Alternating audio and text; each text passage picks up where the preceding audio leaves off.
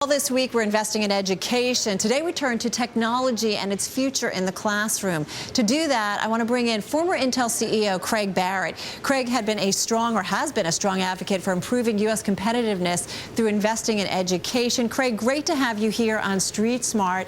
And I'm looking forward to hearing what you have to say about education, because it's very timely this week with the president's speech on jobs coming up tomorrow. But first up, I do want to ask you about today's news, and that is Carol Bartz's departure from Yahoo. I mean, they fired her, no succession plan in place.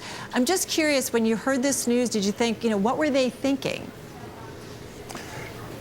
No, I really thought that Yahoo has been struggling to keep up with Microsoft and with Google. They brought Carol in to help them do that. They only gave her a couple of years to try to turn around the company. I guess they got impatient and decided to move on. It's interesting you say they gave her 2.5 years. Do you think they should have given her more time at this point? Well, it's very difficult to know what goes on exactly in the boardroom and what the strategic discussions were at that end. But it seems like a pretty short period of time to turn around a company that had been steadily losing market share to its big competitors for several years. One last question, then I definitely do want to move on. Do you think by not having a strategy in place, not having a successor in place, that this has definitely put this company into play and it's just a moment of time before somebody comes in? You've been a Silicon Valley insider. You kind of know how this works. I mean, do you think it's just a matter of time before somebody, whether it's a private equity firm or someone else, comes in and buys the company? I'm not sure there's a direct correlation between the lack of a succession plan and being acquired by somebody else. The chief challenge of a board is always to have a strong succession plan in place. It looks like that's not the case here, but I don't think that necessarily leads to Yahoo being acquired by somebody else. All right, let's move on, and thank you for answering those questions. I do want to talk about education, because you have been a long-time advocate for improving U.S. competitiveness through education. We're going to hear from the president this week, and what he's expected to say has been fairly well telegraphed in terms of some of the incentives. What do you think about what you're hearing about what the president proposes to do versus what you think needs to be done to really help job creation and education here in the United States? Well, I would divide them into two separate subjects. One is a longer-term subject, that's education, and the other is the immediacy of job creation. I'm a great fan for the government to promote job creation by systemic change. And by systemic change, I mean not throwing money at the problem, but changing the environment that people do business in. That's fixing the corporate tax rate in the U.S., making a permanent R&D tax credit, getting our free trade policies aligned, getting a sensible immigration policy, and then minimizing the rules and regulations and the uncertainty that the business community acts under.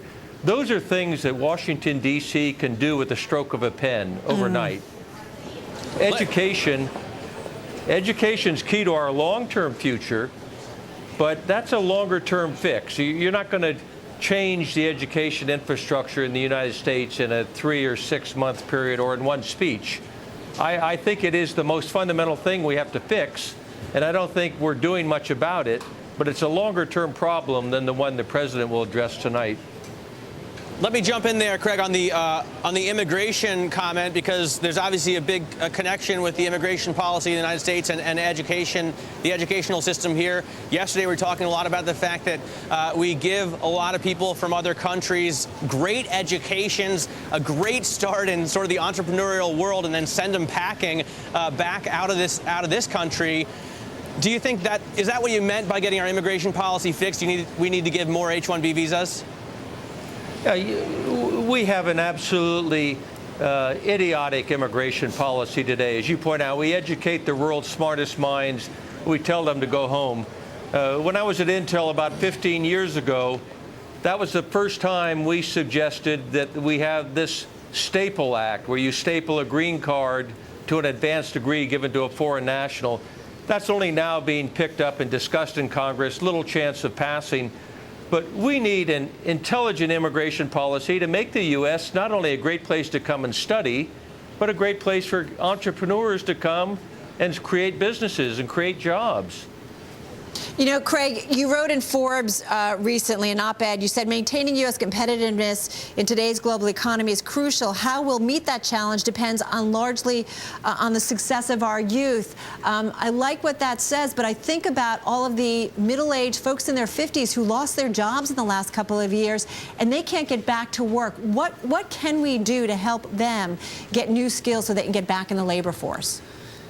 Well, I think rather than just promoting extension of unemployment benefits, you really need to tie that back to some retraining effort, probably at the state level, give the state block grants to do that, but a serious retraining effort to give people 21st century skills.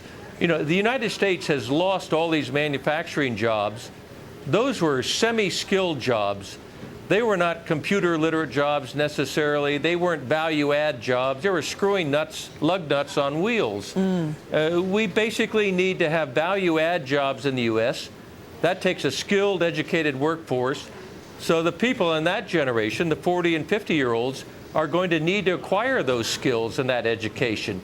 But tie that to unemployment benefits. Give some incentive to go get those skills, not just incentives to sit and wait and hope for those jobs to come back. We're going to have to leave it there. Craig, thank you so much for carving out some time for us today. We appreciate it. Craig Barrett, he's the former CEO of Intel.